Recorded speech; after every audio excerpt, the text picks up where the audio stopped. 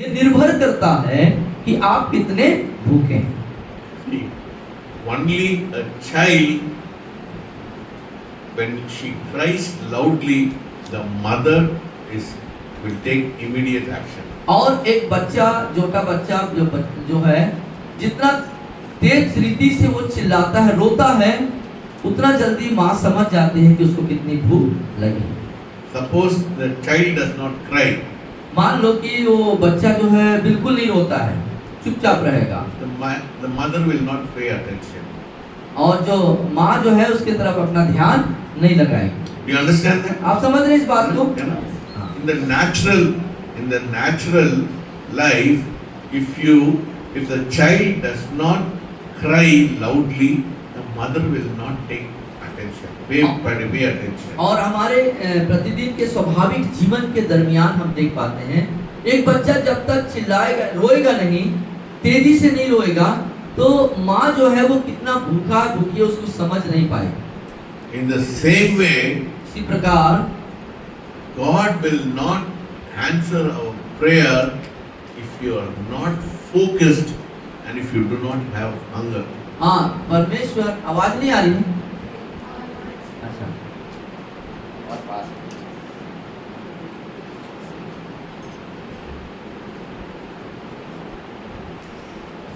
In the same way, इसी प्रकार if you do not have hunger and if you are not focused, God will not answer your prayer. यदि आपके पास भूख नहीं है और आपकी प्रार्थना जो है लक्ष्य निर्धारित प्रार्थना नहीं है, निशाने पर नहीं है, तो आपको उसका प्रत्युत्तर नहीं मिलेगा। And one more thing, you should not make a scattered prayer. और एक बात और, आप जो प्रार्थना करते हैं वो बिखरा हुआ यहाँ वहाँ ऐसे वाला प्रार्थना नहीं होना चाहिए। General prayer. जो जनरल प्रेयर होता है वो नहीं होना। You know, you should make specific prayer. आपको विशेष, मतलब प्रार्थना को विशेषता देते हुए एक विषय अंतर्गत होना चाहिए। You know, you should not say, Lord bless me. आपको ऐसा नहीं बोलना चाहिए, प्रभु मुझको आशीष दे।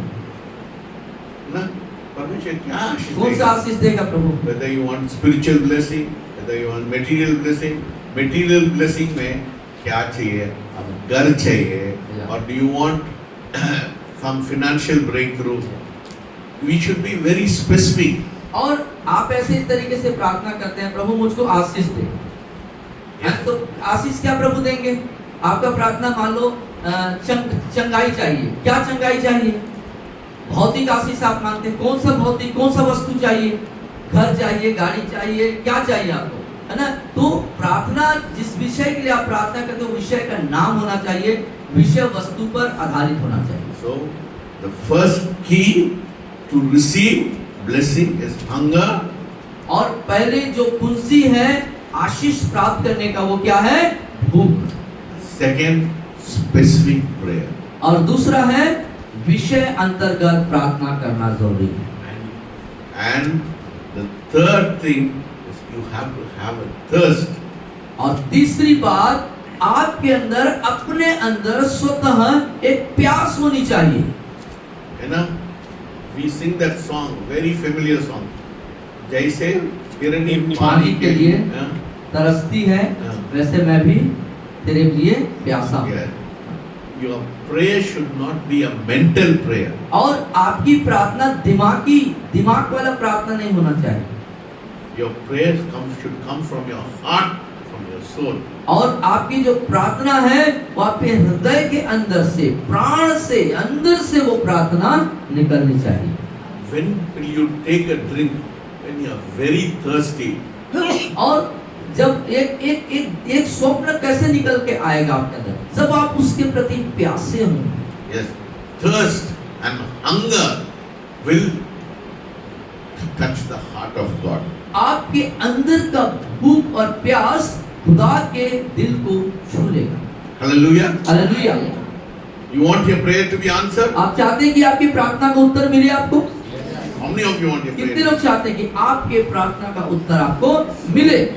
So, first you should pray with thirst, with hunger and thirst and specific prayer. और पहले कि आप एक गहन भूख और प्यास की अभिलाषा के तहत प्रार्थना करें, और प्रार्थना आपका विषय निर्धारित होना चाहिए, विषय पे होना चाहिए।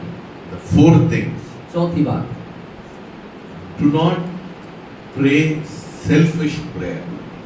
स्वार्थी प्रार्थना ना करें। है ना? What does the Bible say in Matthew? मत्ती में बाइबल क्या बताती है? Seek ye first the kingdom of God and His righteousness, and all the other things shall be added unto you. और वहाँ इस तरीके से लिखा हुआ है, सबसे पहले परमेश्वर के राज्य और धर्म की खोज कर, तो बाकी सब वस्तुएं तुम्हें प्राप्त हो जाएंगी। Hallelujah. Hallelujah. No. So, see, God will bless you, but God is not happy when you pray selfish prayer.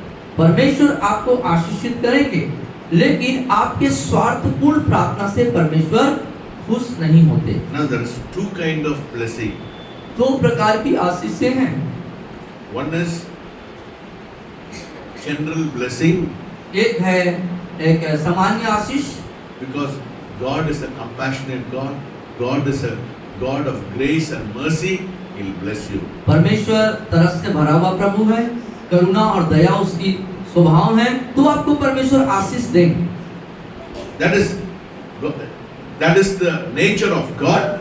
God will bless you. ये परमेश्वर का स्वभाव है, इसलिए वो आपको सामान्यतः आशीष देंगे। If you look into your life and you see that God has blessed you, if you look back into your life, you'll see God has blessed you. और यदि आप अपने जीवन की ओर देखते हैं, पिछले जीवन की तरफ देखते हैं, तो आप देख पाएंगे कि परमेश्वर ने आपको आशीष दिए हैं। But लेकिन there's second kind of blessing, दूसरे तरह की जो आशीष है, which I am talking to you today. जो मैं आज आपसे चर्चा कर रहा हूँ, बात कर रहा हूँ, Overflowing blessing. उमड़ता हुआ बहुत आयत का आशीष। Hallelujah. Hallelujah. How many of you want overflowing blessing? कितने लोग चाहते हैं कि आपके पास उमड़ता हुआ बहुत आयत की आशीष आए? है ना? Yeah. Hallelujah. Hallelujah. So, if you are interested in overflowing blessing, then the Bible says in Psalm 23, my cup overflows. और यदि आप उमड़ते हुए बहुत आयत की आशीष को प्राप्त करने की दिलचस्पी रखते हैं, Yes. तो भजन संहिता 23 में लिखता है, मेरा कटोरा उमड़ रहा है। उमड़ना वाला आशीष. उमड़ने वाला आशीष आपको चाहिए। We are not interested in ordinary blessing. हम साधारण और सामान्य ऐसे आशीष पर हम ज्यादा रुचि नहीं रखते हैं। We are interested in a blessing which will be overflowing. हम उमड़ने वाले आशीष के लिए रुचि रखते हैं। You know, if you go to Arab country, यदि आप अरब देश में जाएंगे, Middle East, if you go to Middle East, middle east में अरब में जाएंगे, तो what they will do? वो क्या करते हैं? If you take your vehicle, if you take your car, they'll fill it with petrol and थोड़ा नीचे थोड़ा और वहाँ का अपना कैसा है कि जब आप किसी गाड़ी को लेके पेट्रोल भराने जाएंगे, तो वो आपके गाड़ी में पेट्रोल तो भरेंगे, लेकिन थोड़ा पेट्रोल जमीन पर भी गिरा देंगे। That is overflowing. ये है उमड़ता हुआ आशीष की चिन्ह पहचान। That is the God you worship. He is a overflowing God. ये वो परमेश्वर जिसकी हम आराधना करते हैं, उमड़ते हुए बहुत आयत की आशीषों को देने वाला खुदा। I am interested in a overflowing blessing. मैं जो है उमड़ते हुए आशीष पर रुचि रखता हूँ। I want all of you to hunger for a overflowing blessing in your life. और मैं चाहता हूँ कि आप सब लोग उमड़ते हुए आशीष के प्रति रुचि कर रहे हैं, अभिलाषी कर रहे हैं। The second thing, दूसरी बात, what is another blessing? और दूसरी आशीष क्या है? He has placed a table in the presence of Esau. He is prepared a banquet in the presence of your enemies. और शत्रुओं के सामने मेरे लिए मेज बिछाने वाला आशीष। Hallelujah. Hallelujah. Yes. See, when Esther invited the king, she invited the enemy also, Haman. और रानी किंग ने एक भोज को तैयार किया, उस भोज में राजा को आमंत्रित किया तो साथ में उसने जो शत्रु था, जो दुश्मन था उनका, उसको भी उस मेज में उसने भोजन में आमंत्रित किया। If you read Esther, she invited not only the king for the banquet, she invited the enemy also. और यदि आप एस्तेर की पुस्तक को पढ़ेंगे तो आप देख पाएंगे कि एस्तेर रानी ने सिर्फ राजा को ही आमंत्रित नहीं किया, परंतु बल्कि उसने उस दुश्मन को, शत्रु जो उनका था, उसको भी उस भोज में आमंत्रित किया था। Because her relationship with the king will not affect the presence of the enemy. क्योंकि दुश्मन की उपस्थिति से राजा के प्रति जो उसके संबंध थे उस पर कोई प्रभाव नहीं पड़ा। Yes. So Satan cannot do anything in your life. शैतान किसी भी रीति से आपके जिंदगी में किसी प्रकार का कोई गड़बड़ नहीं कर सकता If your relationship with the king यदि is sound. यदि आपका संबंध परमेश्वर के साथ सही है तो। Hallelujah. Hallelujah. That's what the Bible says. ये बात बाइबल बताती He has prepared a banquet in the presence of your enemy. है। और आपके शत्रुओं की उपस्थिति में वो आपके लिए मेज को स्थापित करता है। हिंदी में ये बोल सकता है, बड़ा खाना बना दिया। बड़ा Hallelujah. भोज आपके लिए तैयार कर। बड़ा खाना है ना, छोटा खाना नहीं है, बड़ा खाना। बड़ा खाना में सब कुछ है। किसके? आपके दुश्मन के सामने। और आपके Hallelujah. शत्रु के सामने परमेश्वर आपके लिए एक बड़े भोज को तैयार करता है जिसमें सब प्रकार की भोजन वस्तु है।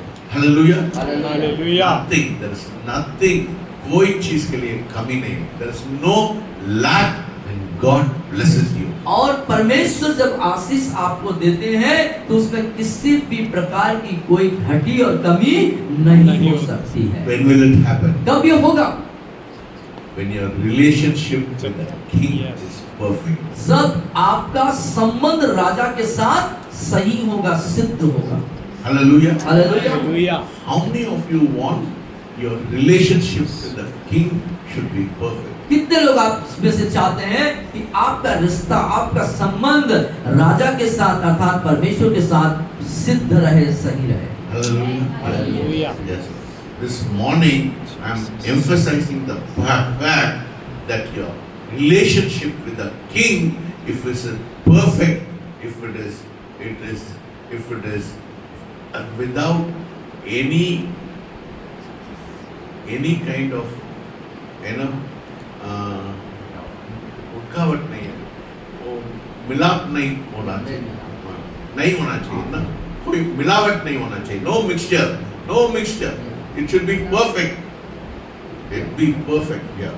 और आज इस विषय पर मैं ज्यादा जोर देकर के आपको समझाइश देने की कोशिश करता हूं कि आपका जो रिश्ता है, आपका जो संबंध है, वो राजा जो परमेश्वर है उसके साथ एकदम साफ सुथरा, शुद्ध और सिद्ध होना चाहिए। उसमें किसी भी प्रकार का मेल मिलाप, सांसारिक मेल मिलाप नहीं होना चाहिए।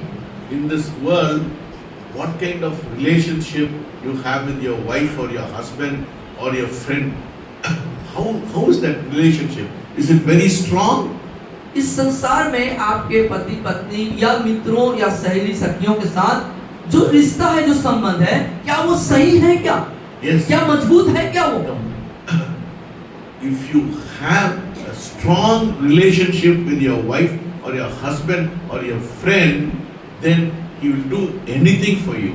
और यदि पति पत्नी, पत्नी पति या दोस्त मित्र सखा सहेली के साथ आपका रिश्ता एकदम मजबूत होता है तो जो आप चाहेंगे सामने वाला आपके लिए करता है। Because your friend will know that you have so much of trust, you have so much of love, you have so much of honor for it that he'll be able to give his very life for you. क्योंकि आपको आपके पति या पत्नी या दोस्त सहेली के ऊपर एक मजबूत भरोसा होगा, आपके ऊपर प्यार होगा, आपके प्रति उसकी ध्यान होगा, तब वो आपके लिए जो आप चाहेंगे वो आपके लिए करेगा। How strong is your bond between your friend or your wife or your husband? आपके पति पत्नी या मित्रों के बीच में जो आपका रिश्ता है, जो आपका संबंध है, वो कितना मजबूत है।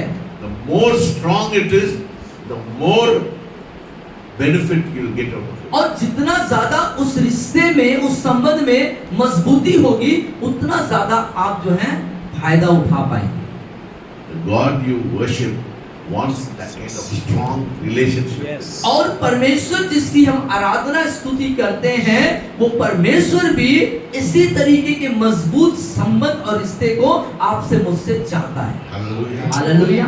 So this morning I want to emphasize the fact that you have your relationship with the King should be sound and strong, so that he'll love you, that he'll give you an overflowing blessing in your और life. आज की सुबह मैं इसी तथ्य और सत्य पर आपको मतलब कि समझाइश देना चाहता हूँ, उस पर बताना चाहता हूँ कि आपका रिश्ता, आपका संबंध उस परमेश्वर के साथ एकदम मजबूत, एकदम सिद्ध, एकदम साफ सुथरा, बढ़िया हो जाए, जिससे कि वो तमाम आशीष जो आपके लिए रखा है वो आप उससे प्राप्त कर सकें। So this morning, how should we approach the King?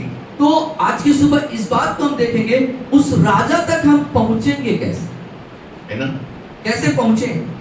one is we have thirst, पहला हमने देखा कि उसके प्रति हमको प्यास होनी चाहिए, then we have hunger for him, उसके लिए भूख होनी चाहिए, then we should not be bothered about the enemy, और दूसरी चीज की शत्रु या सताने वालों के प्रति हमको चिंता करने की जरूरत नहीं है, because your trust is on him, क्योंकि आपका भरोसा राजा पे है, because your relationship is very strong with him. क्योंकि राजा के साथ, परमेश्वर के साथ आपका संबंध बहुत ही भरोसेमंद और मजबूत है।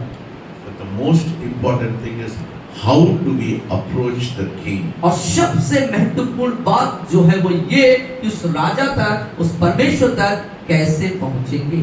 If you read through the Bible, और बाइबल में पूरा जब आप पढ़ते हैं, one thing that stirs the heart of God, और एक बात है जो परमेश्वर के दिल को दहला देता है, उथल पुथल कर देता है, वो ये है।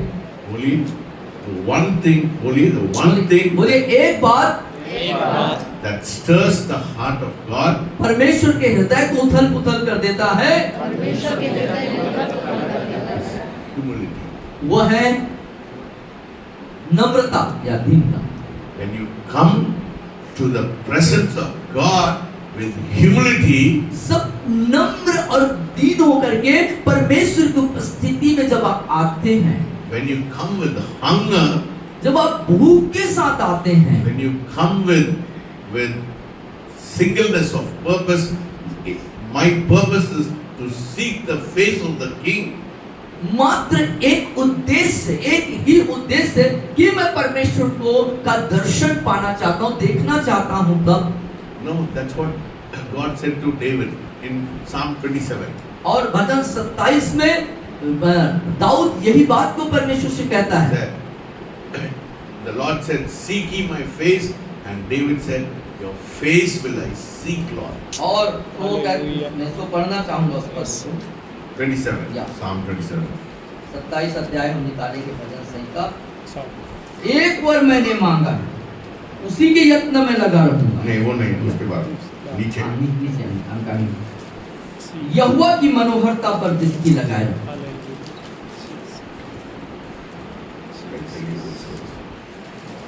और उसके मंदिर में ध्यान किया करो। Verses 8, 27:8. मेरे दर्शन के खोजी हो, इसलिए मेरा मन तुझसे कहता है, हे यहोवा तेरे दर्शन का मैं खोजी हूँ। You said, 8वीं आयत को देखिए। "Seek ye my face," my heart said to you, "Your face will I see." मेरे दर्शन का खोजी हो, मेरा मन तुझसे कहता है, यहोवा तेरे दर्शन का मैं खोजी हूँ। Hallelujah. Hallelujah. So today we have come to seek the face of God. How are you going to seek the face of God? और आज हम जो यहाँ पर आए हैं, परमेश्वर के दर्शन को पाने के लिए आए हैं। कैसे मैं परमेश्वर का दर्शन का खोजी हो जाऊंगा?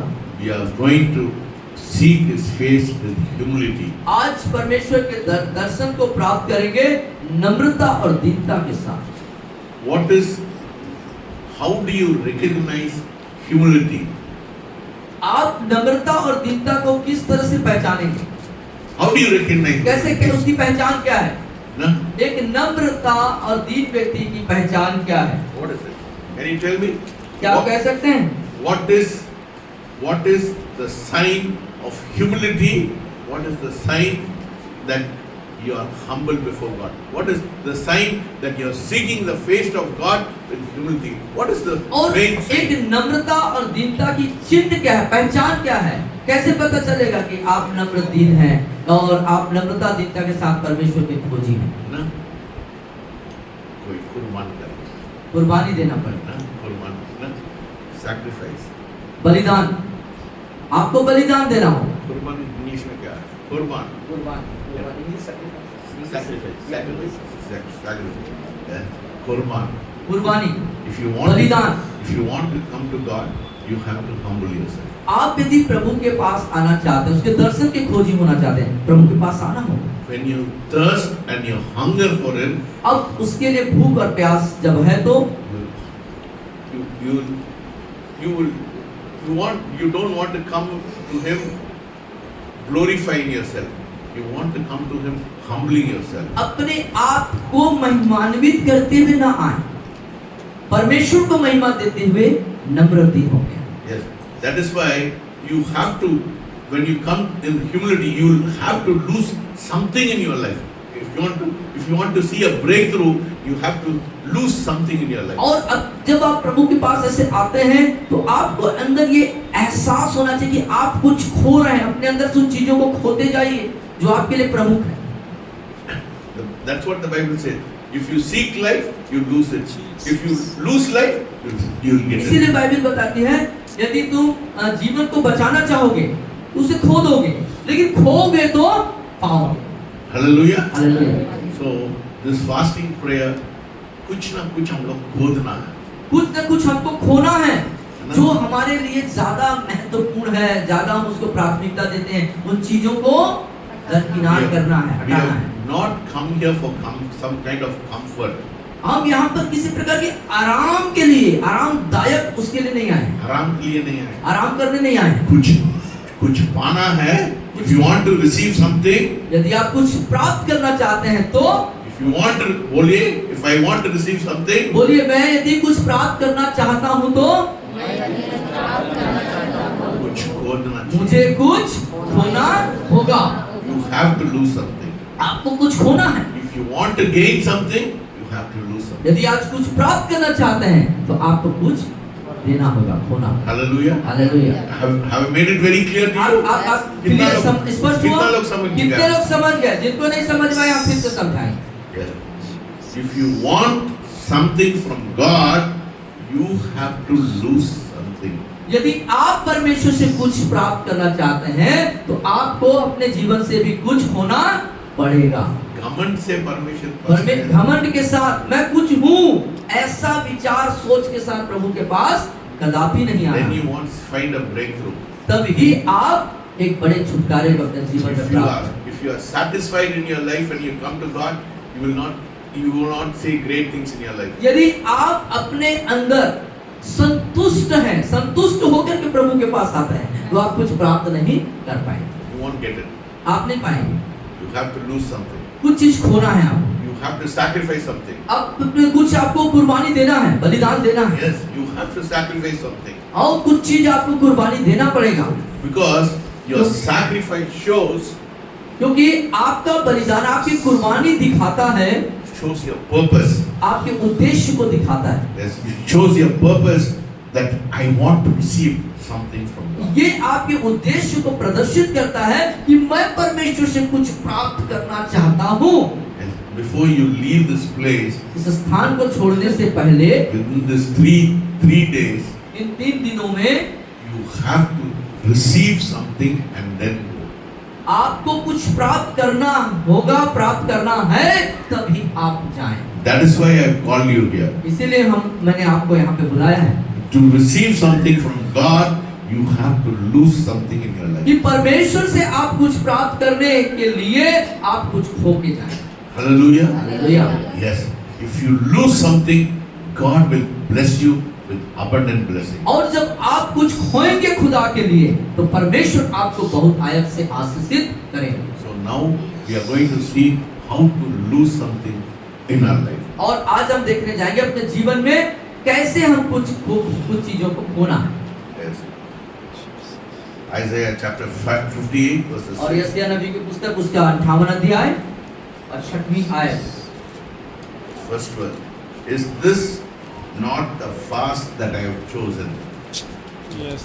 First sentence. Just read the first sentence. 58:6. 6. जिस उपवास से मैं प्रसन्न होता हूँ। Yes. ये क्या होता है? That translation is very nice. Is उपवास में मैं प्रसन्न होता है। जिस उपवास से मैं प्रसन्न होता हूँ। Hallelujah. See, God is interested in your heart condition.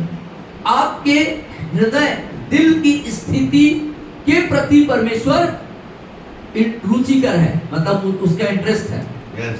पूरा पेट भर के परमेश्वर के पास आने में परमेश्वर भरे हुए पेट के साथ आप प्रभु के पास आएंगे तो रुचिकर नहीं है, कोई उसका दिलचस्पी नहीं है परमेश्वर का। You have to lose something. आपको कुछ खोना हो। Yes. If you are hungry, you know, your physical hunger shows that you are hungry for God. आपका शारीरिक भूख ये बात को प्रदर्शित करता है कि आप परमेश्वर के प्रति भूखे हैं। Hallelujah. Hallelujah. Yes. It says, it's not this fast that I have chosen. Why does he choose this fast? या और यहाँ बोलता है कि जिस उपवास से मैं प्रसन्न होता हूँ। First reason. वो क्या यह नहीं To loosen the bonds of wickedness. और अन्याय से बनाए हुए दासों। Yes. So first, this fast will cleanse your life. और पहला जो है ये उपवास आपके जीवन को साफ करेगा, क्लीन करेगा, साफ करेगा। Yes. Whatever, that's what the psalmist said. Try me, O God, and search my heart, and find anything wicked in my heart. और मेरे हृदय को जांच और मेरे अंदर कुछ गलत है तो उसको प्रभु तू मिटा दे, हटा दे। Yes. ऐसा भजनकार कहता है। Whatever extra fitting in your life, when you fast, that will be removed. और हर एक वो अलग से आपके जीवन से जुड़ी हुई हैं, इस उपवास के अंदर वो चीजें कट हो जाएंगे, गायब हो जाएंगे। When you humble yourself at the feet of God. प्रभु के चरणों में जब अपने आप को आप नम्र और दीन करके प्रस्तुत करेंगे। That's what he says. Solomon says, if my people who are called by my name humble themselves and seek my face, I will bring healing. और इसीलिए कहता है वहाँ पे सुलेमान कि मेरे लोग जब नम्र और दीन होकर के मेरे पास आते हैं और उपवास करते हैं तो मैं उनकी प्रार्थनाओं को सुनता हूँ। So humbling means you are turning away from your wickedness. और नम्र और दीन होना मतलब अन्यायपूर्ण रवैया, अन्यायपूर्ण हरकत, अन्यायपूर्ण कार्य से आप अपने आप को वहां से हटा लेते हैं। That is why psalmist in Psalm 51 he says, search me, O God, and try my heart. और वो के भजन इनका में कहता है प्रभु मुझे जांच कर, मुझे ढूंढ कर जांच ले And try that any wickedness in my life. और मेरे अंदर किसी प्रकार की दुष्टताई है तो उसको तू हटा दे। As a human being, we collect somehow the other, we collect wickedness in our life. और एक मनुष्य होने के नाते इंसानी तरीके से बहुत सारे अन्याय और दुष्टतापूर्ण स्वभाव व्यवहार को अपने जीवन में हम पाल के रखते हैं। Knowingly or unknowingly, we collect a lot of unwanted things in our life, which is stopping the blessing to come into our life. जानबूझ के हो या अनजाने में हो, बहुत प्रकार के ऐसे गलत चीजों को या पापपूर्ण चीजों को मतलब जो अशोभनीय है उसको अपने अंदर हम रख लेते हैं, ले आते हैं और यही सब बातें परमेश्वर से आशीष प्राप्त करने में रुकावटें बनती हैं। So when we come humbling, when we come, fasting, when we sacrifice something, we are telling God, Lord, I want all these things in my life to be removed. और इसीलिए जब हम प्रभु के पास आते हैं तो प्रभु से कहते हैं कि प्रभु ये सब अनचाहे चीजों के मेरे जीवन से जुदा कर। तब परमेश्वर हमारे जीवन में आशीषों को लेके आते हैं। The second thing will happen when you fast and pray. जब आप उपवास सहित प्रार्थना करेंगे तो दूसरी जो बात होगी आपके साथ, ध्यान से सुनिएगा, To undo the heavy burdens in your life. अपने जीवन से जो अंधेर सहने वाला जुआ है उसको तोड़ना। Yes, I do not know what kind of problems you have come here today with. और मुझे नहीं मालूम आप लोग अपने जिंदगी में किस तरह के समस्याओं में मतलब जकड़े हुए या समस्याओं में दबे हुए आए हुए हैं। But when you come today to this fast, God is going to undo the burdens in your life. लेकिन यदि आज आप उपवास प्रार्थना में आए हुए हैं तो निश्चित रूप से परमेश्वर उस अंधेर करने वाले जुए को आपके जिंदगी से तोड़ डालेगा। कितना लोग तोड़ना कितने लोग चाहते हैं? कितना लोग चाहते हैं? आप प्रार्थना करें, परमेश्वर मैं इसलिए मैं आया, Lord, I've come because I want to undo the burdens which is holding me, Lord, which is making me a captive, so that I want to be delivered from it, Lord. तो आज आप अपने मन में इस बात को प्रार्थना करें, प्रभु बहुत से अंधेर सहने वाले जुए से मैं जकड़ा हुआ हूँ, उस बोझ से दबा हुआ हूँ और आज वो मेरे जीवन में टूटना चाहिए। Yes, I've come today. मेरे जीवन में भी बहुत burden है. I've come with lot of burden in my heart. I believe everyone has got a burden in their heart. और मेरे जीवन में भी बहुत प्रकार के जुए हैं, बंधन है।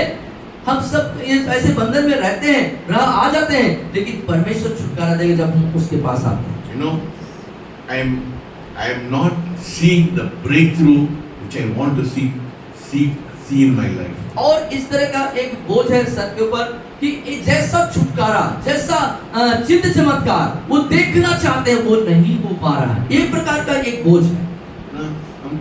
We are praying for so many people.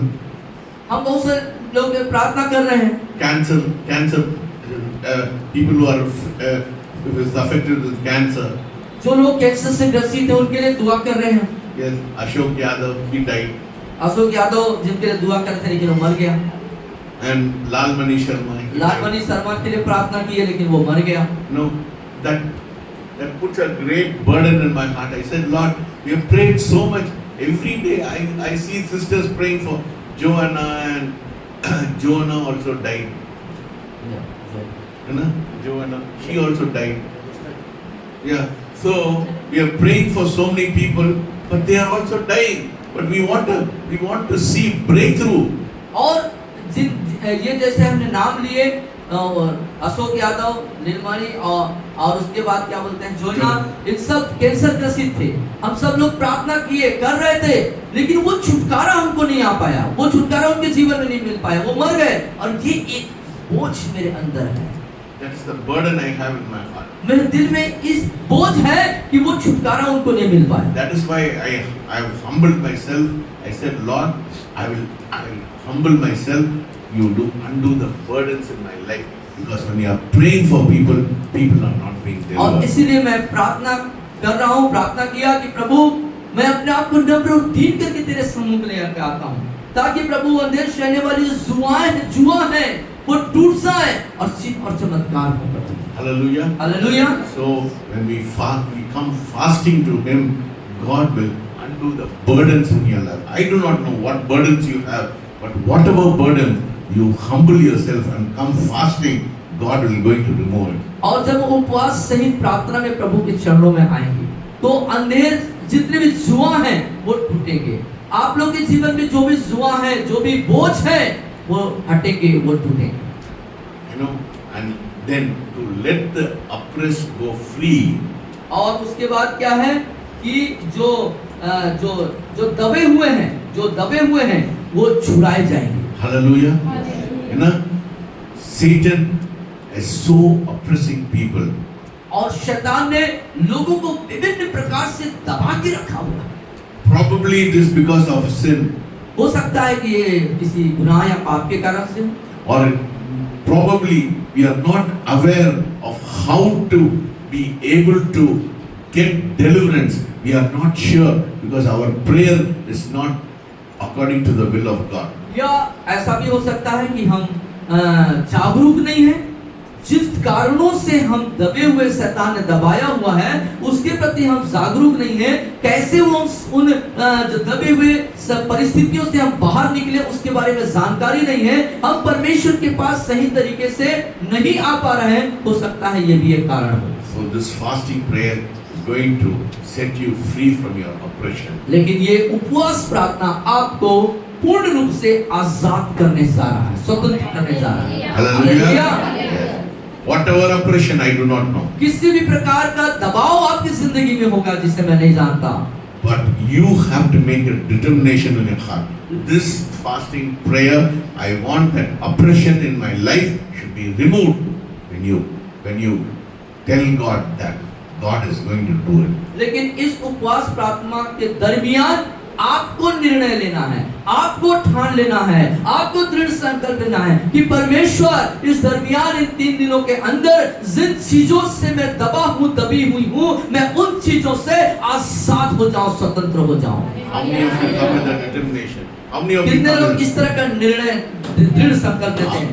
जो भी प्रकार का पारिवारिक, सामाजिक, कोई किसी स्वभाव, चाल, कोई भी चीज का दबाव के अंदर आप हैं, फंसे हुए हैं, वहां से आप स्वतंत्र होने जा रहे हैं। आराम से करने के लिए मत आइए। हाँ। Is fasting prayer is not for people who are comfortable. और आराम से निर्णय लेने के लिए, आराम से करने के लिए नहीं है फास्टिंग प्रेयर, ये उपवास प्रार्थना। आपको तुरंत एक निर्णय को ले लेना है कि मुझे आजाद होना है। You have to be discomforted. That is why we have come here, because I am not comfortable. I am oppressed. I want that oppression to leave my life. और मैं आराम में नहीं हूँ, मैं उस दबाव में हूँ, तो उस दबाव से मैं स्वतंत्रता चाहता हूँ, आजादी चाहता हूँ। Yes, that is why I come with humility. इसलिए नम्रता और I want that bondage should be broken. और मैं चाहता हूँ कि वो बंधन टूट जाए। Hallelujah. Hallelujah.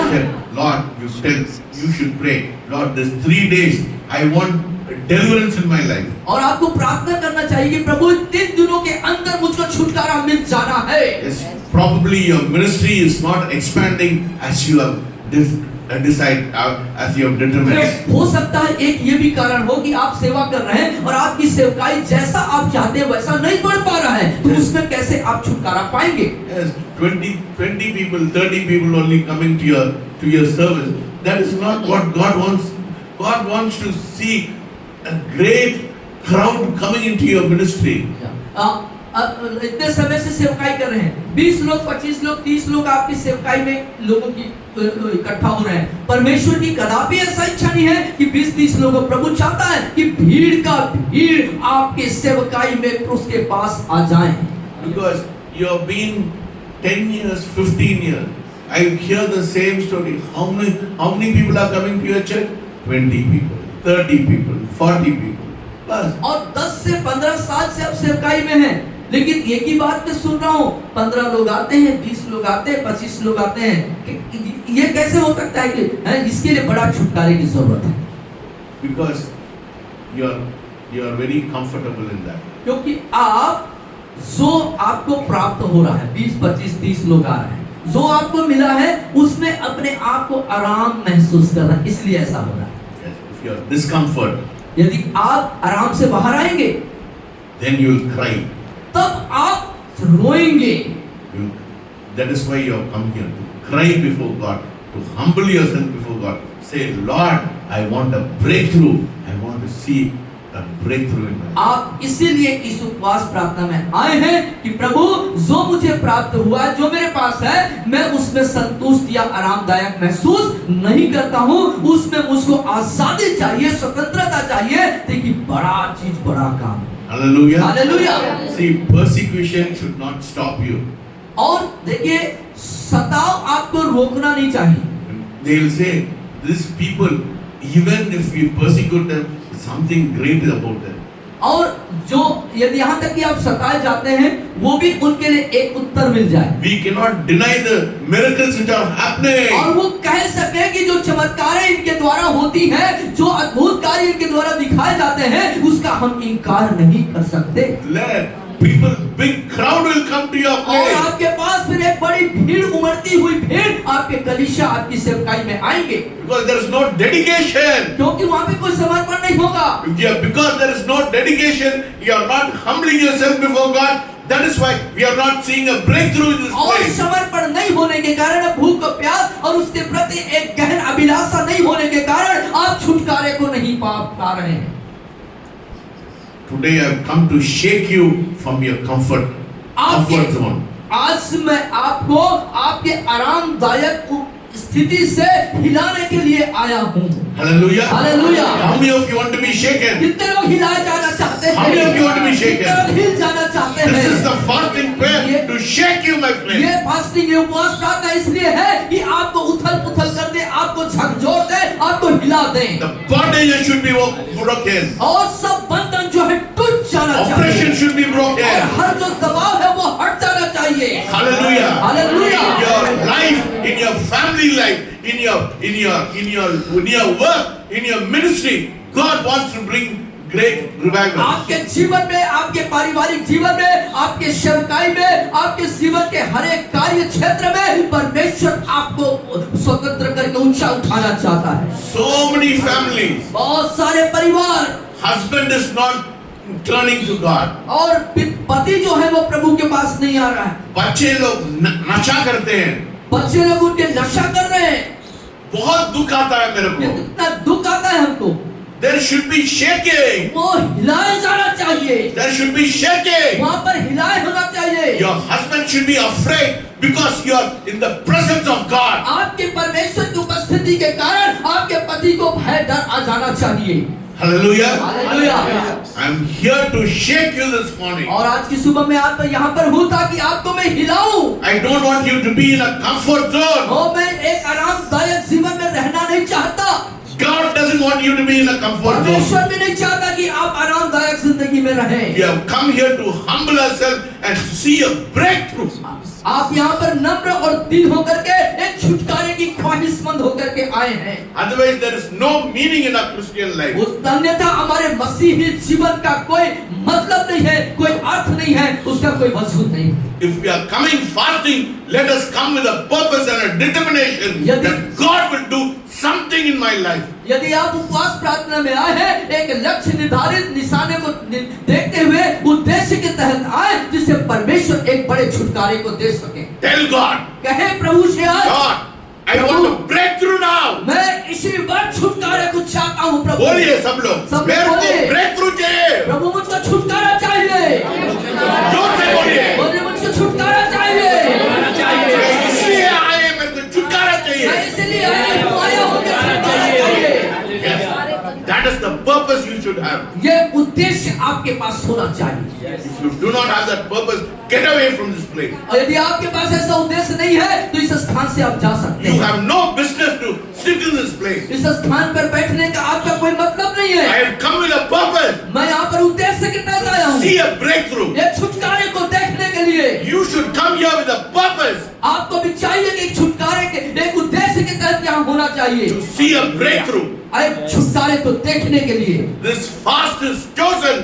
This fast is chosen because we should get the oppression, the wickedness, and all kinds of yoke should be broken. और ये जो उपवास है इसलिए चुनाव किया गया है, इसलिए प्रसन्नता है परमेश्वर कि हम अन्याय से छुटकारा पाए और उस जुए को तोड़ डाले और सब प्रकार के दबाव से आजाद हो जाए। Hallelujah. When hallelujah. you go here, you should go with a confidence. जब आप भरोसे के साथ जाएंगे, You should go with a confidence. I have touched the heart of God. इस भरोसे के साथ जाएंगे कि मैंने खुदा के दिल को छू लिया। Hallelujah. Hallelujah. Say behind us. मेरे पीछे आप दोहराएं। I go with a confidence मैं भरोसे के साथ जाऊंगी मैं भरोसे के साथ जाऊंगा that I have touched the heart of God. कि मैंने खुदा के दिल को छू लिया है। Hallelujah. That is why we have come here for fasting. इसीलिए हम उपवास प्रार्थना में आए कोई हैं। मजाक नहीं करने। यहाँ मजाक और कोई मनोरंजन करने नहीं No, है। not for some entertainment. इसी प्रकार का मनोरंजन करने नहीं है। Singleness of purpose. एक ही उद्देश्य के तहत आए, Nishan. निशाना की तरफ ध्यान, Nishan. एक निशाना को, लक्ष्य को देखते हुए I've come here with a nishan. एक निशाना की तरफ हमारा ध्यान है।